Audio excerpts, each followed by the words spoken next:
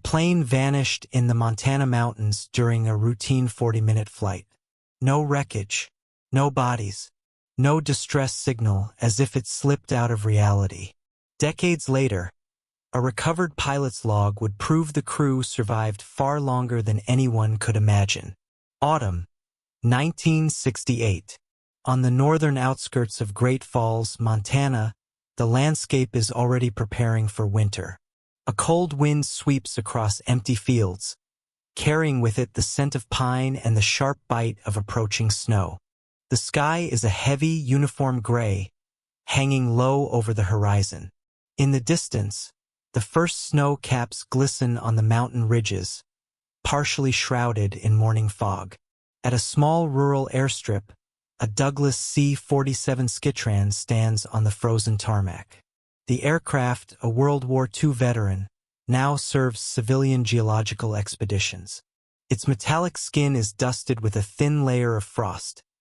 Its engines rumble steadily as ground crew finish loading equipment into the cargo hold. It's just another flight, nothing unusual, nothing dramatic. The crew consists of 3 men. Captain Robert Hale, 41, is a disciplined and respected pilot with more than a decade of experience flying cargo across the Arctic and northern states. He's known for his calm voice on the radio and his precision in the air. Thomas "Tom" Blake, the aircraft's mechanic, is a quiet man in his 50s with deep-set eyes and hands roughened by decades of work on engines. He rarely talks, but nothing mechanical escapes his attention. The youngest is Danny Green, 24. A recently transferred radio operator from Seattle. It's his first mission in Montana's unpredictable mountains, and though he hides it, his hands tremble slightly as he adjusts the headset.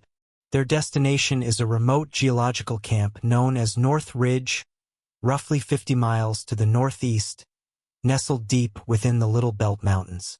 The plane carries surveying instruments, spare generators, and supplies. On the return trip, they are supposed to evacuate 2 camp workers who have fallen seriously ill from exposure. The route is short, the weather stable, and the flight plan simple. At 10:12 a.m., the Douglas C-47 roars down the runway and ascends into the cold sky.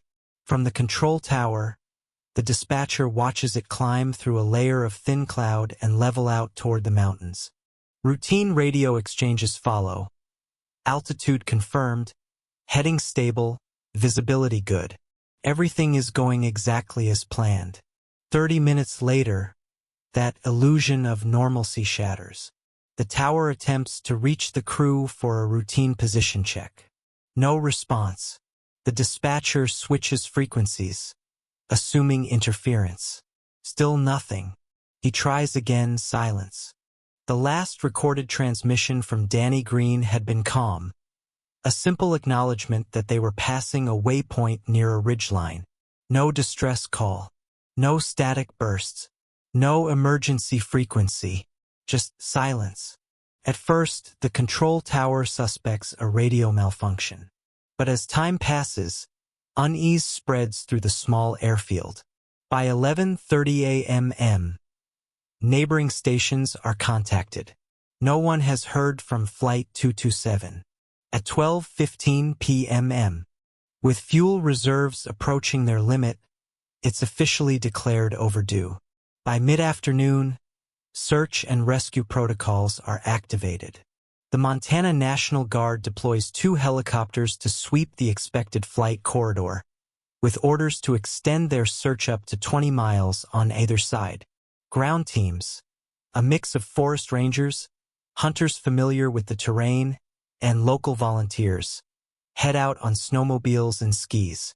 The weather remains cold but clear. Low clouds cling to the mountaintops like a warning. Hours pass. Nothing. No emergency beacon signals. No heat signatures picked up from the air. Not a single broken tree, no smoke columns, no trace of debris. It's as if the plane has been wiped from the sky. By nightfall, search commanders face a grim reality. The sun dips behind the mountains, plunging the valleys into an icy blue darkness. Temperatures drop rapidly, and teams are forced to return to base. At 8 p.m. Flight 227, a sturdy, well-maintained C-47 with 3 seasoned crew members, is officially declared missing. No one can explain how a large aircraft could vanish so completely on such a short, well-defined route. The official search for Flight 227 began less than 24 hours after its disappearance. By the following morning, the operation had grown into one of the largest coordinated search efforts the region had seen in years. 2 Montana National Guard helicopters crisscrossed the projected flight path, sweeping the valleys and ridgelines with powerful searchlights.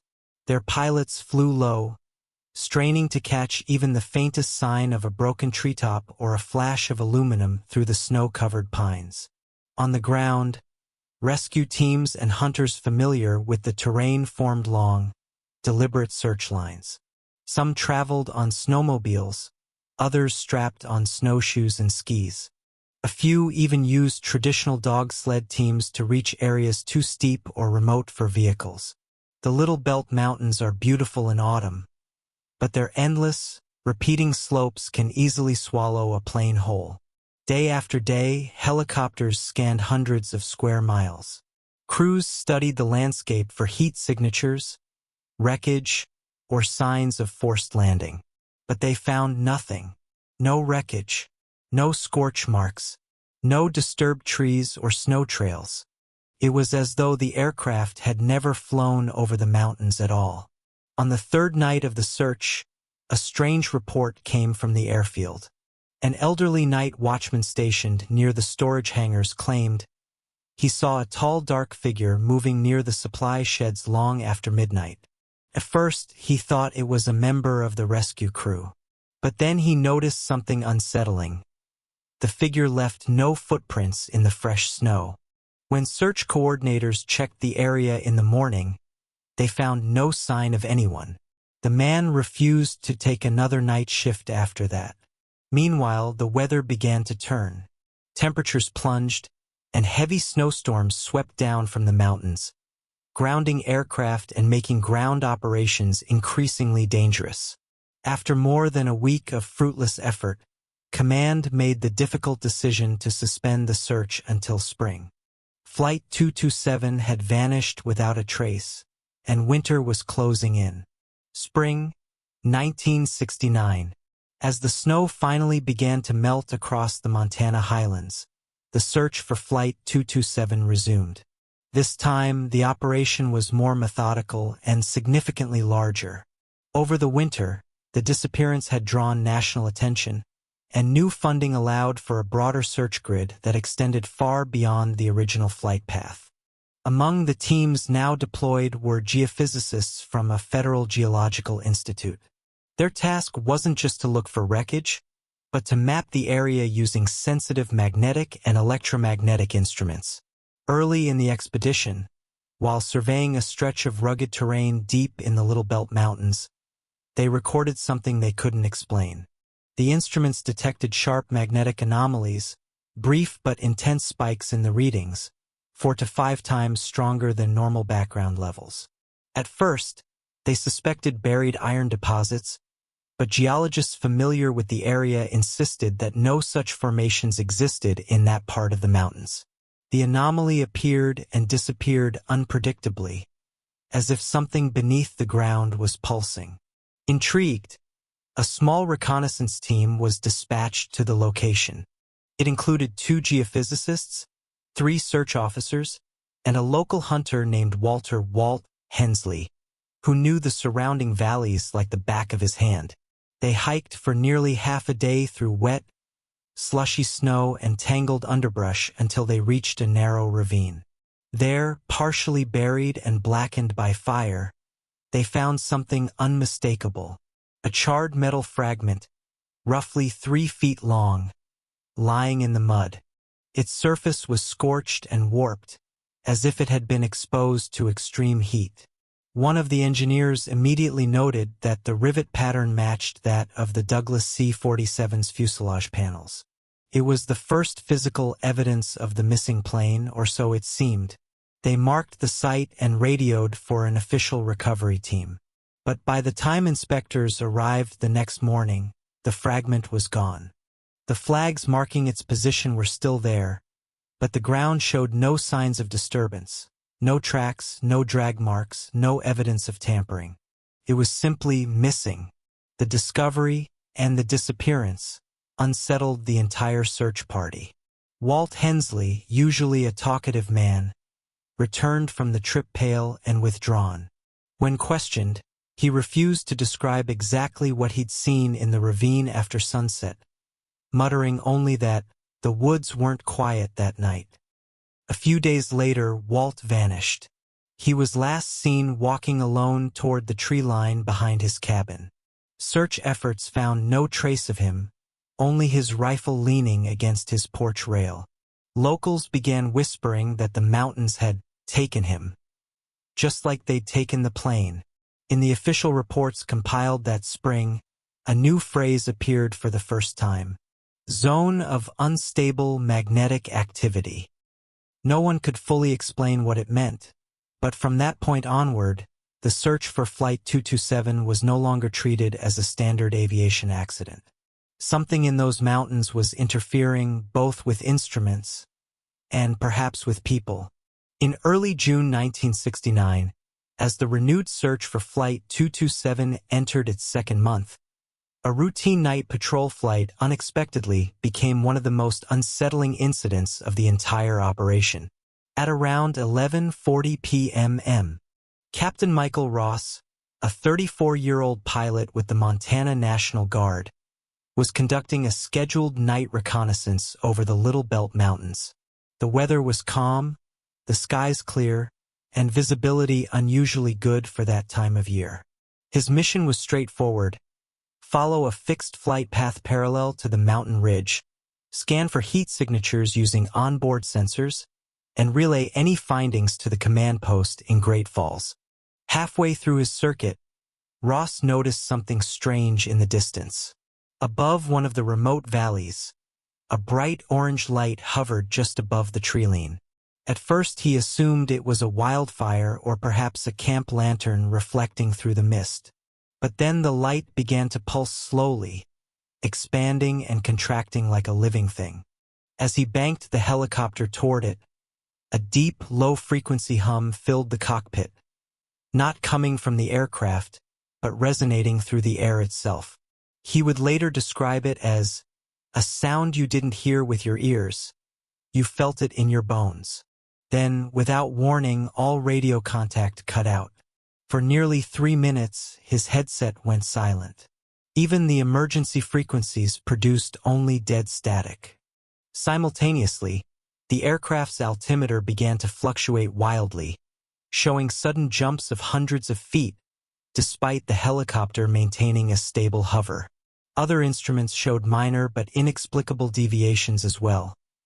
Compass bearings shifted, the artificial horizon flickered, and for a moment, the cabin lights dimmed as if something was draining power.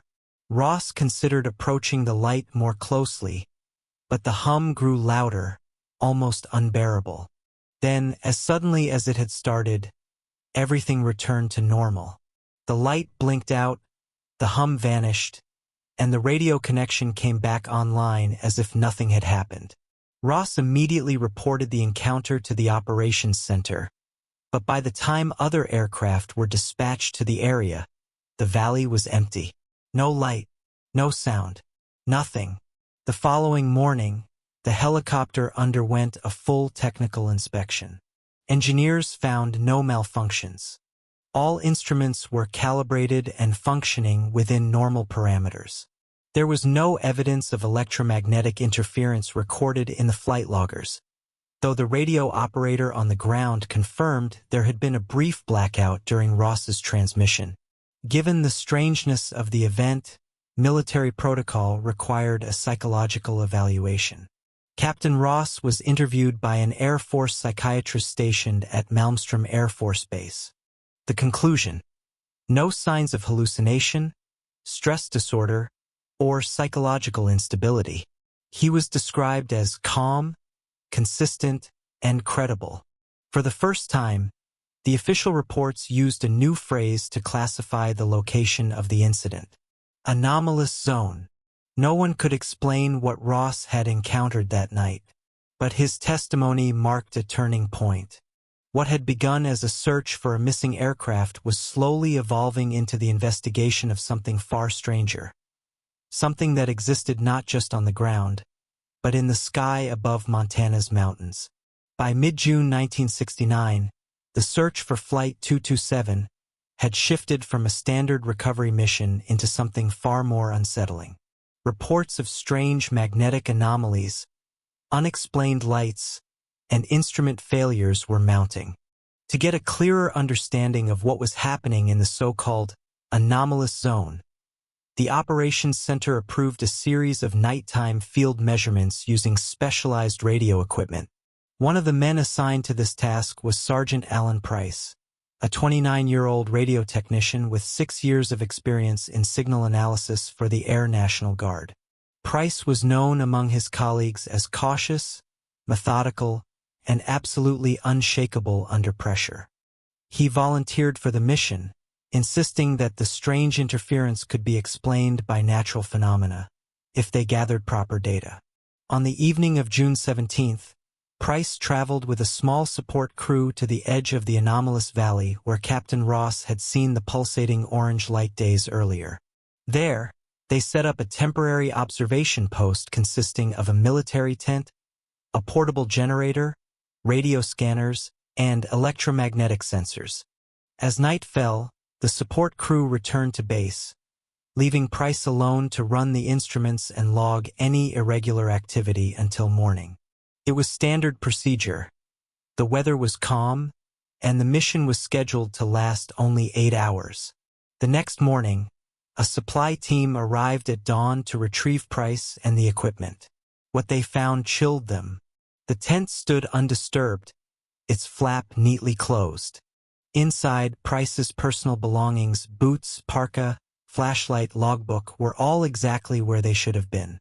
The radio equipment was still powered on, humming softly, as if he had simply stepped out for a moment. But outside the tent, the fresh layer of snow was pristine, without a single footprint leading away.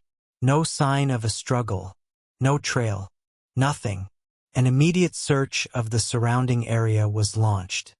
Helicopters combed the valley, ground teams fanned out in expanding circles. Dogs were brought in. Not a trace of Price was ever found. Within 24 hours, an official statement was released. Sergeant Alan Price is presumed dead after becoming lost in a sudden snowstorm. The explanation struck many of his colleagues as absurd. The weather reports from that night showed no storms, no sudden wind changes, nothing that could have disoriented an experienced technician so close to base. The observation post was less than a mile from the main trail. Major Frank Delaney, the base commander at Great Falls, filed a formal protest, citing the inconsistencies in the case. He argued that Price's disappearance warranted a criminal investigation or, at the very least, an expanded search. His request was denied. Higher command classified the incident as weather-related, closed the file, and ordered the operation in the anomalous zone shut down indefinitely. Within days, all materials related to Price's mission were sealed and transferred to a restricted military archive. Members of his unit were instructed not to speak to the press or to anyone outside the chain of command. For many on the search teams, Alan Price's disappearance marked a turning point. It was the first time the mountains had claimed one of their own. Not a lost pilot, not a civilian, but a trained military technician operating under clear skies. And just like Flight 227, he left behind no trace at all. 2 decades passed. By the late 1980s, the disappearance of Flight 227 had faded from public memory, remembered only by a few aging veterans and the families of the missing crew. Officially, the case was closed. No wreckage, no bodies, no answers. It was one more unsolved mystery buried in Montana's wilderness. But in the spring of 1989, the story suddenly resurfaced. At the editorial office of a small local newspaper in Great Falls, a plain brown envelope appeared in the morning mail. There was no return address, no name, only the newspaper's title scrawled in shaky handwriting. Inside was a single sheet of thin, yellowed paper. It looked like it had been torn from a pilot's flight log. The date written at the top was June 7, 1979, 11 years after the plane had disappeared. The short, uneven handwriting sent chills down the spine of the editor who read it. It said, "No contact. One dead. I'm scared. We're not in Montana." Beneath the text was a shaky signature, Captain Robert Hale. The newspaper's senior journalist, Victor Lang, who had grown up in Great Falls and remembered the original disappearance as a child, immediately recognized the significance. If the document was authentic, it implied that someone from Flight 227, or at least the logbook itself, had survived for over a decade. Lang quietly began his own investigation. He contacted several former military personnel who had been part of the original search operation in 1968 and 1969. Many were now retired and living scattered across Montana and neighboring states. He sent photocopies of the letter, asked careful questions, and compared notes with surviving air traffic officers. The response was unanimous and disturbing. All confirmed that no such log entry existed in the official files. No reference to 1979, no record of Captain Hale's handwriting after the date of the disappearance.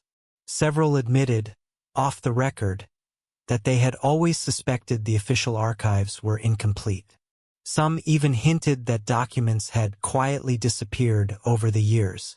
The arrival of that single anonymous letter cracked the silence that had surrounded the case for 20 years. It was the first tangible new piece of evidence since the winter searches had been suspended. And the message it carried was clear and terrifying. Whatever happened to Flight 227, it didn't end in 1968. Later that same year, autumn of 1989, the mystery of Flight 227 deepened again. Not through classified documents or anonymous letters, but through a chance discovery. A group of geology students from the University of Montana were conducting field practice in a remote section of the Little Belt Mountains, roughly 50 miles northeast of Great Falls. The area was rugged and difficult to access, chosen precisely because it had been poorly mapped and rarely visited. On the third day of their expedition, while following a narrow, icy ravine, one of the students spotted something unusual protruding from the frozen ground. At first, it looked like a rock covered with frost. But as they cleared away the snow, they uncovered a section of metal fuselage, about 6 feet long, half buried in permafrost. The dull aluminum surface was warped, scorched in places, but the riveting pattern unmistakably matched an aircraft. Etched faintly near one edge were numbers partially corroded, but consistent with the tail number of Flight 227. The students documented the find with a disposable camera and radioed their university supervisors. Within 48 hours, a special federal commission from Washington, D.C., arrived by helicopter. They sealed off the site, ordered the students to remain silent, and began excavation. Locals reported that the team worked through the night under floodlights, carefully cutting the frozen soil around the fragment. By dawn, the piece of fuselage, along with several boxes of soil samples and what looked like a sealed container, was loaded onto military trucks and flown out. The students returned to campus, unsettled by how quickly the government had intervened. Most refused to speak publicly, but one, a senior named Mark Fuller, agreed to an off-the-record interview with a local radio station months later. His voice, shaky but firm, was broadcast late at night. "I saw the logbook. It wasn't just one page. There were dates that didn't match anything. 1969, 1970, then suddenly 1974, like they were somewhere else losing track of time." Within weeks of that interview, Mark withdrew from the university, citing personal reasons. He stopped returning calls from journalists. Meanwhile, an aerospace engineer named Eugene Carter, who had been part of the Washington team, was reportedly tasked with analyzing the recovered documents. According to colleagues, he had privately expressed concerns about temporal inconsistencies in the log entries and was preparing an internal memorandum.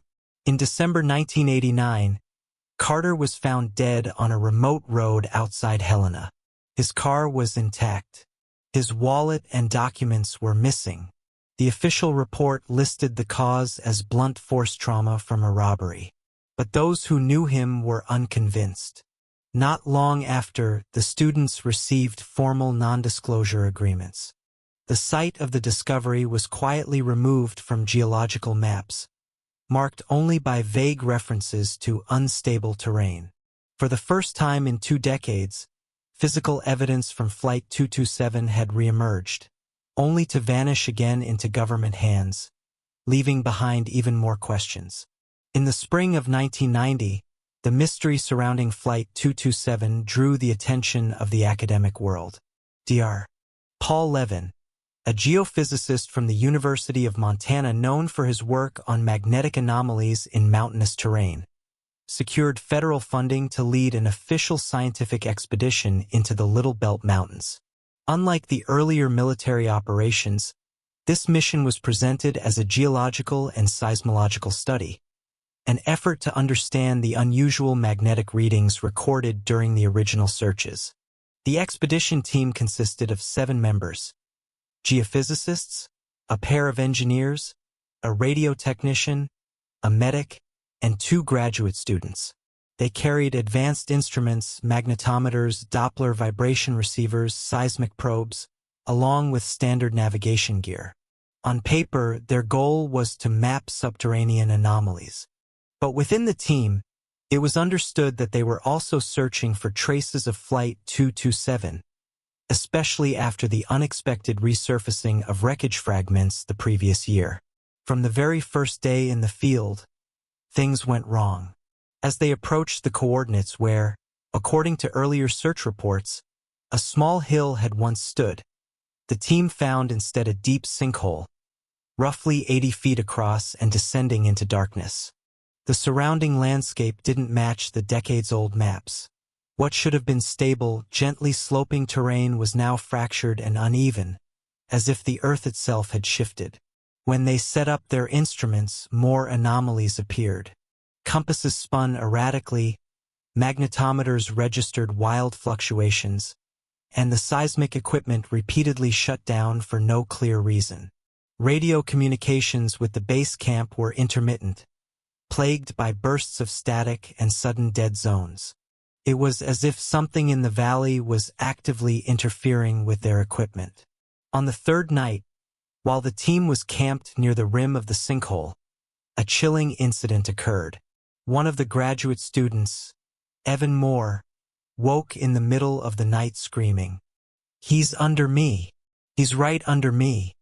When his teammates reached him, he was sitting in the dirt, clawing at the ground beneath his sleeping bag, his face pale and eyes unfocused. He kept repeating the same phrase, claiming he could hear someone moving under the earth. Evan had no prior history of psychological issues, but by morning he was incoherent and terrified. The medic sedated him, and he was airlifted out the next day. The hospital later diagnosed him with acute dissociative psychosis. As the team continued their survey, one of the engineers noticed a series of footprints partially embedded in the snow and soft soil near a rock face. They were old, partially eroded, but unmistakable military-issue boots, the kind used by U.S. forces in the late 1960s. The prints led in a straight line toward the edge of the sinkhole, and then abruptly stopped. There were no returning steps, no signs of slipping or falling. The tracks simply ended, as if the person had vanished into thin air. The unsettling findings, combined with the failing instruments and Evan's breakdown, forced Dr. Levin to call off the mission earlier than planned. He filed a preliminary report citing unstable terrain and unexplained electromagnetic interference. Officially, the expedition was classified as a geological failure. Unofficially, it added a new layer of dread to the legend of Flight 227. Whatever had happened in those mountains decades earlier seemed to have left its mark on the land itself, and perhaps on something beneath it. In the final week of the 1990 expedition, just as the team was preparing to withdraw, they made a discovery that would become the most extraordinary and most tightly controlled find since Flight 227 vanished. While surveying a cluster of shallow fissures near the sinkhole's northern edge, one of the engineers struck something solid beneath the frozen soil. With careful digging, they unearthed a small metal container, roughly the size of a toolbox. Its surface was corroded but intact, and stamped faintly on the side was the faded emblem of the U.S. Civil Aeronautics Board. The latch was stiff, but when forced open, the team froze. Inside was a battered pilot's logbook, wrapped in oilcloth and remarkably well preserved. It wasn't a copy. It was the original logbook of Flight 227. As they carefully turned the damp, yellowed pages, the team realized the entries didn't end in 1968. They continued far beyond. Dozens of entries, written in Captain Hale's unmistakable hand, chronicled days of flight well past the aircraft's known endurance. Some pages contained only fragmented notes. 17th loop. Space isn't changing. No horizon. Compass turning on its own. We can hear something below us. The handwriting grew increasingly shaky toward the end, the last few entries almost unreadable. As the team examined the find, their instruments began to behave erratically again. Magnetometers spiked, seismic sensors detected brief, rhythmic pulses emanating from deep beneath the sinkhole, like signals, faint but deliberate. Shortly after, several team members reported disorientation and fleeting auditory hallucinations. Distant voices, metallic knocking, or whispers just out of earshot. Then their navigation system failed completely. Compasses spun. GPS receivers locked onto impossible coordinates. Radio contact with the base dropped without explanation. The situation became unstable, and the lead scientist ordered an emergency evacuation. The container was flown out under guard and handed over to federal representatives upon landing. But when the scientists inspected it the next day, it was empty. The logbook had vanished. Even more unsettling, every roll of film taken at the site came back completely overexposed, as if someone had opened the camera backs to direct sunlight. The official explanation blamed a processing error. No one believed it. For those who had held the logbook in their hands, it was undeniable. Flight 227 had flown longer, farther, and somewhere else, and the written proof of that had once again slipped beyond reach. In the months following the 1990 expedition, the case of Flight 227 was quietly pulled out of public view. Federal agencies took possession of all collected evidence. The academic team was ordered to sign additional non-disclosure agreements. No official press releases were issued. Inquiries from journalists were either ignored or met with vague statements about geological anomalies and unstable terrain.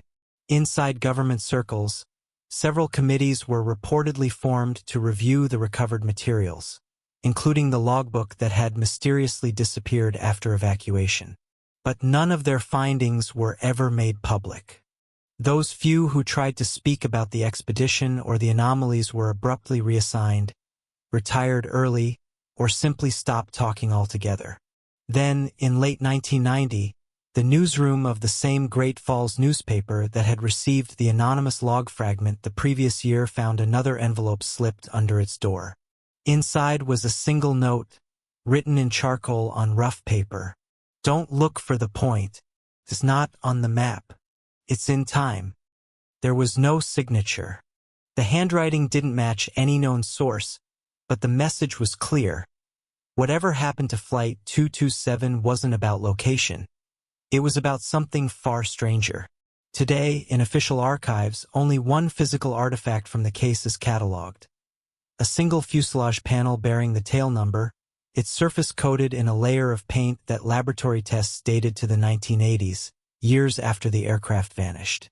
How it was repainted remains unexplained. In 1991, a federal directive formally sealed all investigative files until the year 2067. No further expeditions were funded. No follow-up studies were approved. The region of the Little Belt Mountains where the anomalies were recorded was quietly restricted from public access under the pretext of environmental preservation. The case file ends abruptly without conclusions. No bodies were ever found.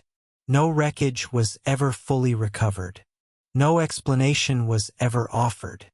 Narrator's voice, the plane, the crew, the evidence, all dissolved into the mountains of Montana, and perhaps into something far greater than we are able to comprehend.